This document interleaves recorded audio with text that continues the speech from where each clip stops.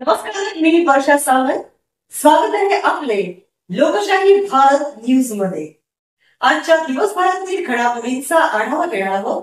चला पाहूया आजच्या ताज्या बातम्या. पनवेल महापालिकेतील धक्कादायक प्रकार. अग्निशमन दलाच्या अधिकाऱ्याचा प्रताप, कर्तव्यावरच रंगली दारूची मैफिल.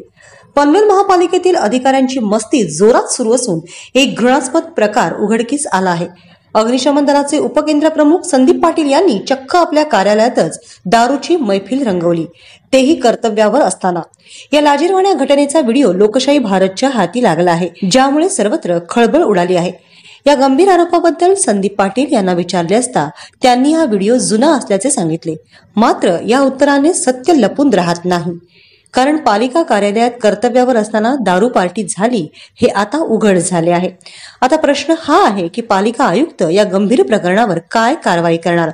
दारूच्या नशेत आखंड बुडालेल्या या अधिकाऱ्यांवर कठोर कारवाई होईल की नेहमीप्रमाणे लिपापोती करून प्रकरण दाबले जाईल. या गंभीर घटनेमुळे पनवेल महापालिकेची प्रतिमा धुळीस मिळाली आहे. संदीप पाटील हे अनेक वेळा कर्तव्यावर असताना दारूच्या नशेत असल्याचे दिसून आले आहे.